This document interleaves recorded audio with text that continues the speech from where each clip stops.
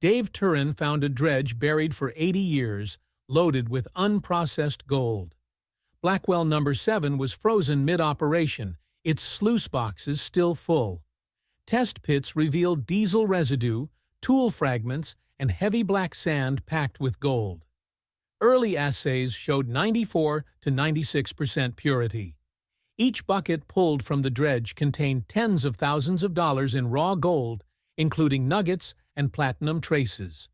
Independent verification estimates over $110 million in recoverable metal. The dredge sits inside a lost paleo channel, one of the largest intact in Montana.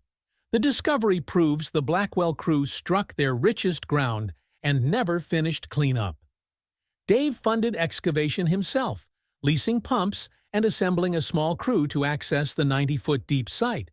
Every load of gravel confirms the channel's richness, revealing coarse gold in streams and magnetite streaks indicating massive deposits.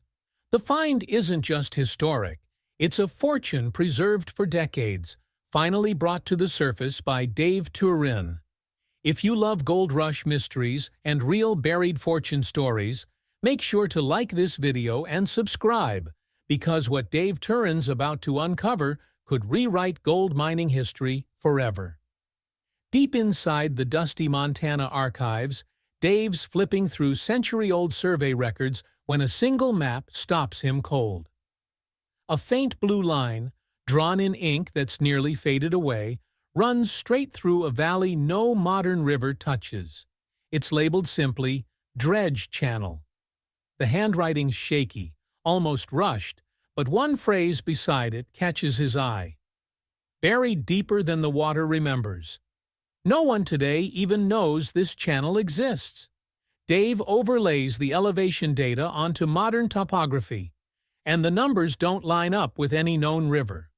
Whatever this was, it's buried, hidden beneath flood layers, sealed off from time. But the alignment cuts through an old floodplain long abandoned by mining crews. Something about it doesn't add up, and Dave knows that kind of inconsistency usually means one thing: gold. He digs deeper into old claim records, tracing the note back to a company name that keeps resurfacing: Blackwell Dredging Company. They operated in this region until 1942, then disappeared overnight. No closure forms, no payroll terminations, not even a final production report. Just gone.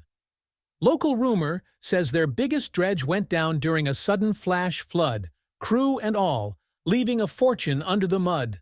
But there's no proof, no newspaper reports, no salvage attempts, like the whole operation just got erased.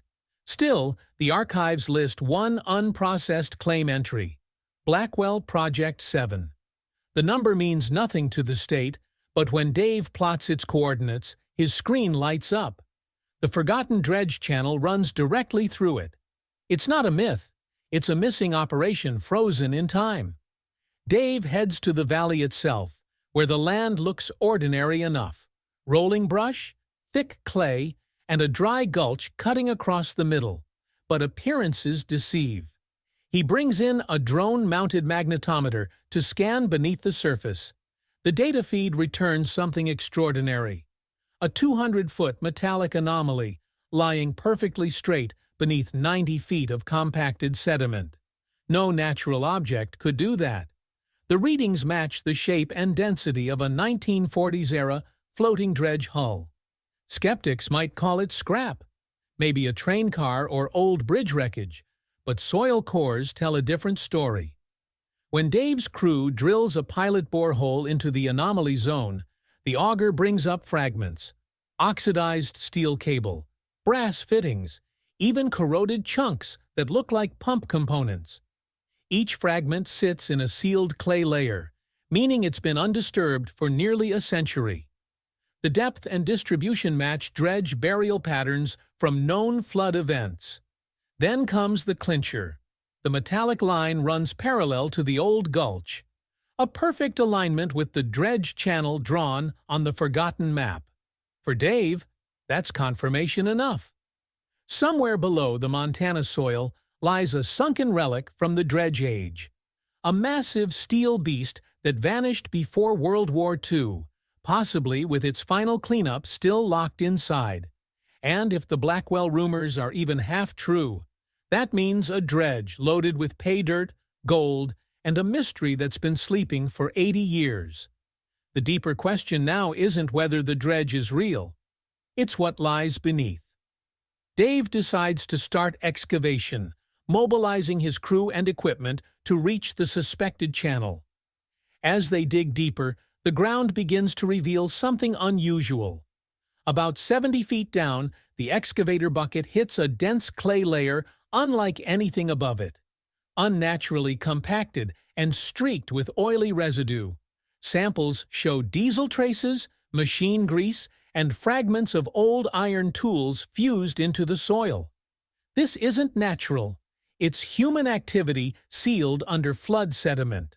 Sediment dating pins the layer to the early 1940s, matching the time Blackwell dredging vanished.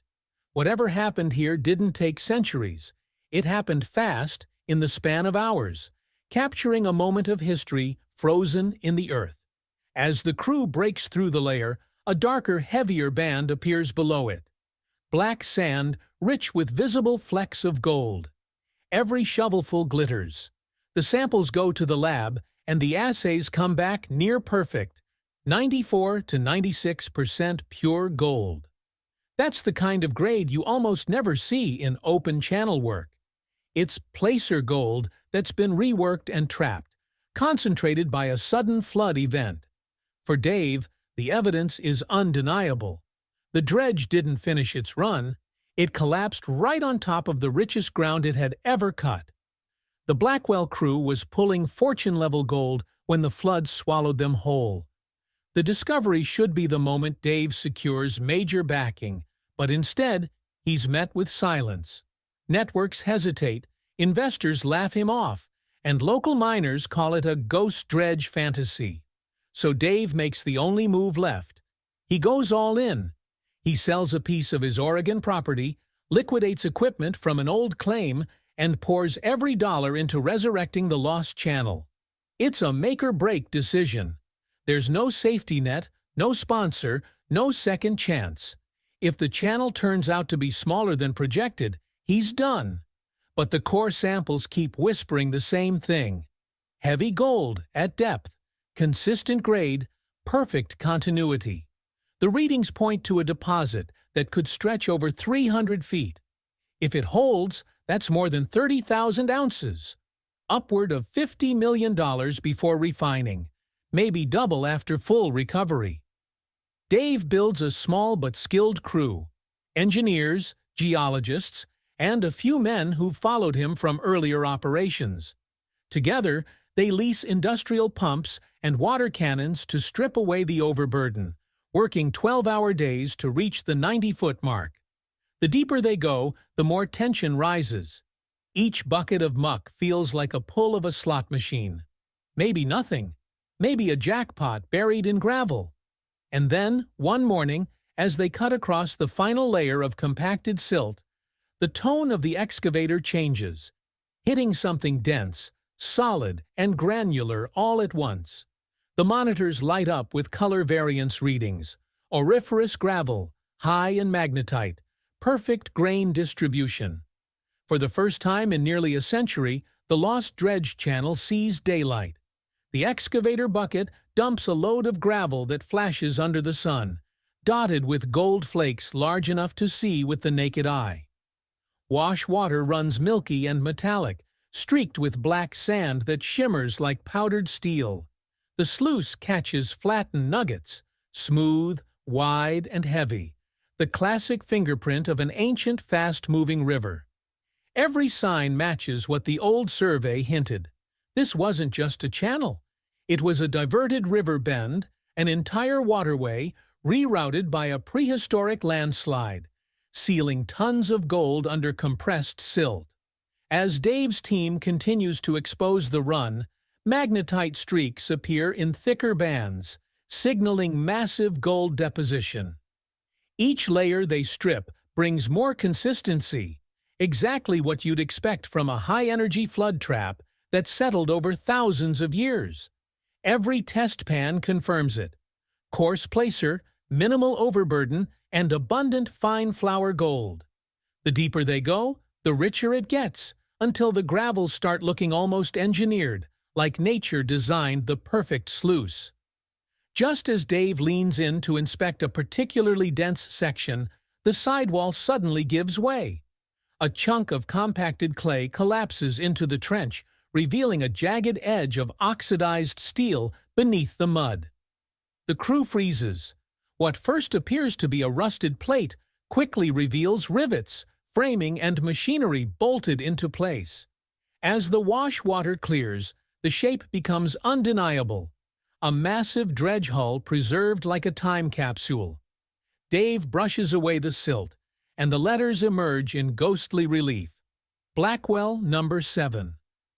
The legend that disappeared in 1942 isn't a rumor anymore. It's here, sealed beneath the floodplain, frozen mid-operation. Divers move in, slipping through the narrow gaps in the hull. Inside, visibility is near zero. Their lights cut through suspended silt and reveal the eerie interior of a machine frozen at the moment of its death. Tools rest where they were last used. Spanners, shovels, a pair of boots standing upright beside a rusted workbench. One compartment remains sealed tight, its rivets still solid after 8 decades. When they finally breach it, the air that escapes smells faintly of oil and decay. Inside, they find helmets, a few personal effects, and a crate of concentrate samples still labeled by hand. None of it had ever been logged or processed. In the rear section, broken sluice runs are discovered, their wooden riffles still holding dark, compacted material. The divers carefully remove samples, and even under the murky light, they can see flashes of yellow. Unprocessed concentrate, gold-bearing material that never made it to the cleanup tables. It's the kind of find that tells its own story. The dredge was working the best ground it had ever seen, mid-cycle, when the flood hit. Everything stopped in an instant. When the samples are panned on the surface, the results stun everyone. Each handful of black sand glitters with fine gold, not dust, but flakes, thick, heavy, unmistakable placer gold. In some pans, small nuggets appear alongside silvery fragments that, after testing, turn out to be platinum. The combination is rare and means the Blackwell crew had struck into a unique deposit, possibly a mixed placer zone from overlapping geological eras. Bucket after bucket is brought up from the dredge's cleanup deck, all loaded with the same material. Everyone tests at around $50,000 worth of metal content, and there are hundreds of them. The sluice mats recovered from deeper inside tell an even more dramatic story. The grooves are packed solid with coarse gold that never saw daylight. It's raw, unwashed, and perfectly preserved. The dredge didn't just collapse during a normal run, it went down during cleanup, the exact moment every miner dreams of. Dave stares at the recovered mats in disbelief. The material is so rich that even quick rinsing in the field reveals gold flowing out in streams. It's clear now. Blackwell No. 7 sank with its fortune still on board. As the excavation widens, the crew reaches the engine bay. Massive gears, pressure lines, and shattered pump housings still locked in place. That's where one of the divers spots something small but deliberate, wedged behind a control lever. A waterproof tin box, sealed with wire. Inside, packed with layers of oilcloth, is a soaked but mostly intact notebook. The handwriting inside is cramped but legible, written in pencil that survived where ink never could. The cover bears the initials CM, likely one of the foremen. When Dave opens it, the entries pull the entire mystery into sharp focus. The first pages are routine notes, maintenance schedules, yield reports, dredge depths, but then the tone changes. The later entries describe rising water levels and equipment struggling to keep pace. Pumps burning out, engines overheating, and gravel flows getting heavier. The crew had hit something they called the pocket, a dense zone of compacted gold and magnetite so thick it slowed the suction. One entry reads, "Pocket too deep, too heavy to lift. Pumps failing, but we can't stop now." Every line that follows becomes more frantic. The writing begins to tilt, smudge, and break off, as if written between alarms. The second-to-last page notes that the water has breached the lower decks. Men are trying to seal hatches while the dredge leans under its own weight. The very last line stops mid-sentence. Water rising faster than... And that's where it ends. The flood must have overwhelmed them moments later. Dave closes the journal knowing exactly what happened. The Blackwell crew didn't abandon the dredge. They were trapped inside it when it went down. And they weren't chasing rumors or scraping leftovers. They'd found the main pocket of the ancient river, the richest gold layer ever recorded in that valley. But the same force that revealed their fortune buried them with it. The discovery changes everything. The lost dredge isn't just a relic or an industrial artifact. It's a sealed vault of history, capturing a moment of sudden disaster and unfinished work. Every bucket of concentrate and sluice mat pulled from its decks confirms they went down mid-strike. For Dave, standing at the edge of the trench, the realization hits. The richest section of the channel still lies beneath, waiting to be uncovered. Determined to see it through, he orders a full-scale excavation. Bulk excavation pushes deeper beneath the collapsed dredge, revealing gravels compacted beneath decades of silt and clay. Massive trommels grind through the layers, releasing coarse particles that sparkle under the floodlights. Test trays confirm the scale. Gold so dense the riffles overflow.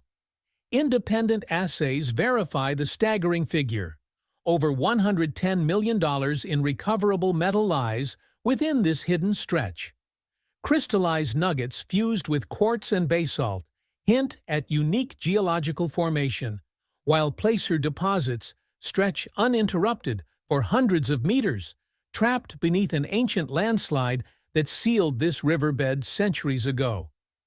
Geologists classify the site as one of the largest intact paleochannels ever recorded in Montana, a natural vault of untouched history and mineral wealth. Each excavated lode carries traces of multiple flood eras, layering gold from different geological ages. Some particles are so old they predate the last glacial retreat. The deeper they dig, the more surreal it becomes. Large basalt-bound specimens shimmer with golden veins, resembling treasure locked in volcanic glass. Among them are crystalline specimens, rare formations usually seen only in museums or private collections. What was once a forgotten dredge pit now rivals the legendary Klondike in historical significance. The crew works non-stop, often through freezing nights, rotating shifts to keep pumps running and machinery clear. As Dave oversees the cleanup, he realizes the magnitude of what they've unearthed. This isn't just a lost operation. It's a frozen moment in mining history, perfectly preserved under mud and time. The value extends beyond gold. It's the story of men who almost made it, of technology swallowed by its own ambition. And now, decades later, their work is finally finished by the same kind of miner, one who refuses to let history stay buried. The story catches national attention within days. News outlets descend on the site, drones capturing endless shots of glittering concentrate trays and unearthed machinery. Reporters call it the greatest modern gold find in the continental U.S., dubbing it the Lost Dredge Channel. But with fame comes friction. Federal agencies begin investigating the land's history, tracing back decades of ownership paperwork and boundary records. They discover the area once fell under federal classification before being rezoned after the dredge's collapse. That technicality ignites a firestorm. Federal officials step in, citing potential jurisdictional overlap. Rival claimants appear, armed with copies of the original Blackwell registration, asserting descendant rights to the dredge and whatever remains tied to it. Dave's operation grinds to a halt under court order while hearings determine rightful ownership. For the first time in months, the pumps fall silent. Excavators sit idle as tension builds across the site.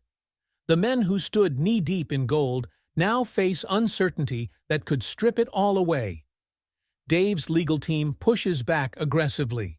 They argue salvage and discovery rights under modern mining law, claiming the find qualifies as both an archaeological recovery and a new discovery of natural resource.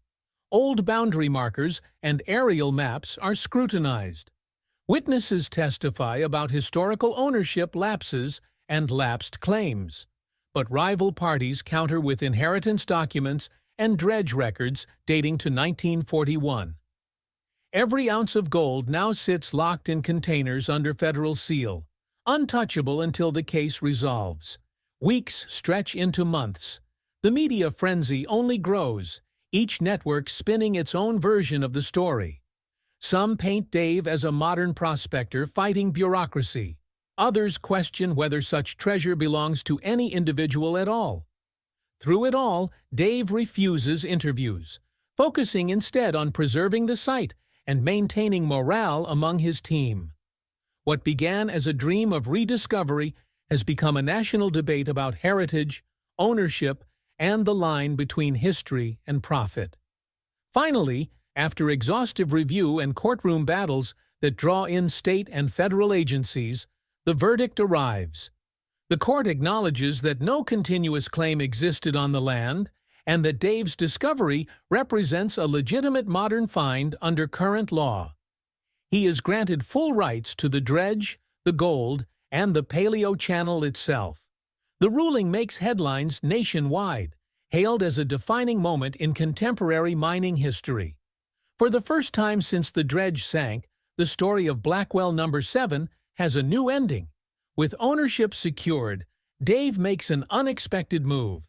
Instead of selling off or hoarding the find, he commissions the restoration of the dredge remains into a functional exhibit.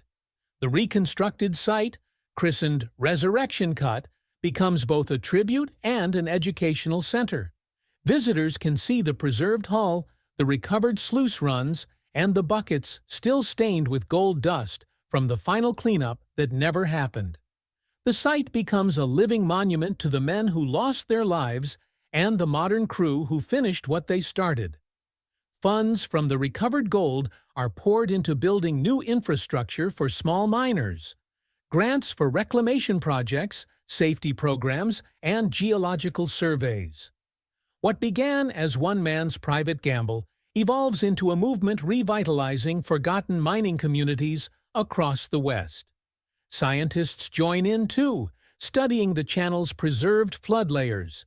They find rare pollen, microfossils, and even ancient wood fragments, creating one of the most complete geological time capsules ever documented in Montana.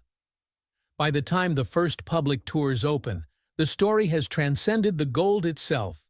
It becomes legend, part history, part redemption. Dave Turin's name now stands alongside the pioneers of American mining, not for luck or greed, but for endurance. In the end, the lost Dredge Channel isn't remembered merely for its $110 million in gold. It's remembered as proof that even buried under failure, disaster, and 70 years of silence, history still speaks, and sometimes it roars back to life in rivers of gold.